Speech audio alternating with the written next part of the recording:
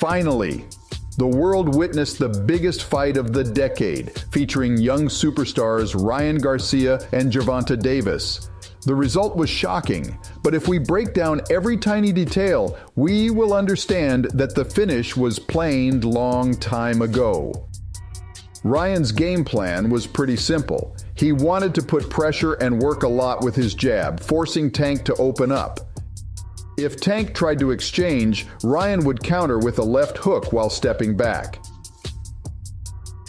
It's clear that Tank's game plan was focused on dehydrating his opponent, as the fight contract was set up that way. The fighters were fighting at catchweight, which was more favorable for the smaller Tank.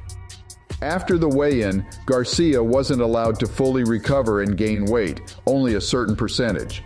Ryan's fatigue was noticeable at the weigh-in, but on fight day he looked more energetic than expected. He started the fight as I mentioned in the pre-fight analysis, high pressure through the jab. The first half of the fight was the time for Garcia to win. From round 6, Tank would start working more, and poor rehydration would play a cruel joke on Ryan's body. As Ryan puts pressure, Devis studies reactions and timing. Only in the last 50 seconds of the first round, he fakes jabs and makes sudden moves to see Ryan's reactions, who immediately covers his face with his lead hand for every feint. This opens up the path for an uppercut or body shot. That's why we see Gervonta smiling so early. Even though he lost the first round, the fight is going perfectly for him. Garcia realizes this and can't open up Devis to attack him, so he tries to surprise Tank with intense pressure at the beginning of the second round. Devis attempts to clinch, but Ryan continues his work. He knows that with every second, Tank is studying him, so he does everything in his power to prevent it. With every attack, Garcia swings harder, and the harder he swings, the more noticeable the mistakes in his footwork become. Round 2, 1 o'clock, all of Devis's mind games have paid off. An aggressive Garcia, annoyed by Tank's constant clinching, swung too hard and ate a counter straight, which knocked him down.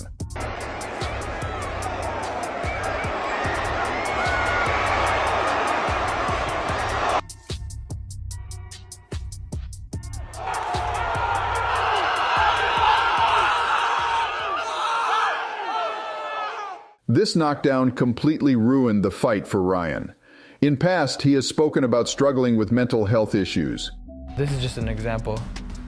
If I look right, it goes left, or if I look left, it goes right. If I look up, it goes down. I just didn't know where to go. It was that crazy. My mind was just like, I'm losing it. Something happened to me. I don't know what happened. And I couldn't settle myself down, no matter how hard I tried. Anxiety is just the fear of the unknown, and depression is a result of suppressing all the things that you should have took care of. I was living in a lie. I was trying to be forced to be something I wasn't, you know what I mean? But I am who I am now. And it's clear that after getting up, he started to show too much respect for Gervonta. He definitely was scared. The third round starts just like the previous two, with Ryan pressuring, but this time without throwing punches. It's clear the knockdown scared him. Gervonta keeps twitching his lead hand to measure distance, landing accurate straights. It's made easier by Ryan, who just stands in front of him, occasionally bouncing back. Seemingly, this was Ryan Garcia's plan B. If Tank came forward, move back and catch him with a left hook. But this strategy would work against Garcia.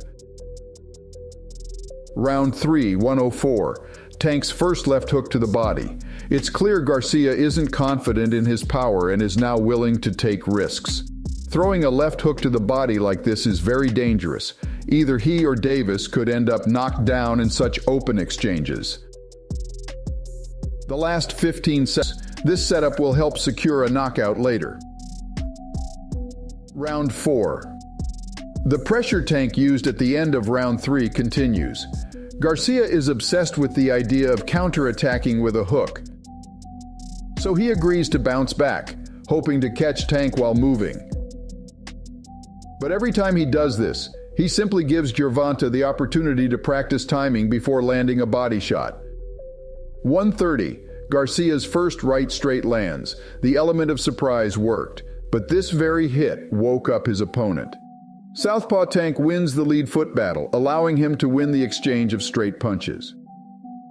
0-0-5. As they get close in the clinch, Ryan manages to land an uppercut.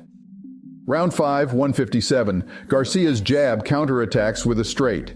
Despite his shorter height, he does a good job with head movement and quickly repeats the same setup, 137. Midway through round 5, it becomes extremely noticeable that Ryan is barely working his jab, let alone doubling up, against a crafty counterpuncher like Devis. He needs to overwhelm him with volume, confuse him, which Garcia isn't doing at all.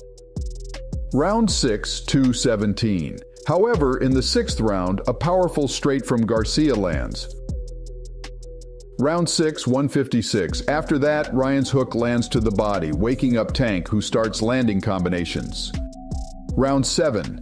The second half of the fight begins, the time when Gervonta should really turn it up. Round 7, 240. Instead, he receives a heavy right straight. Garcia's right hand is still a surprise for Tank. Round 7, 143. Because Devis started worrying about the right hand, the path for the left hook became open. Ryan slowly began to believe in himself and tried to use the so far unsuccessful setup, moving back and hooking. Round 7, 130. He actually manages to land it finally, but unfortunately for him, Tank's counterattack to the body also connects. It was a real Wild West shootout, where both fired shots, but only one fell, and that was Ryan Garcia. That's where the fight ended. Maybe he would have taken the body shot differently if he could recover after the weigh-in. But it's clear Devis's training camp was focused on body counterattacks.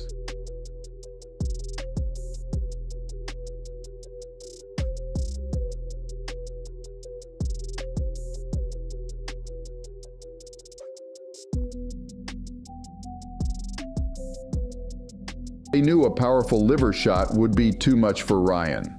After the fight, it becomes noticeable that despite the physical attributes and obvious boxing talent, Gervonta Devis is a fighter on a completely different level at the moment.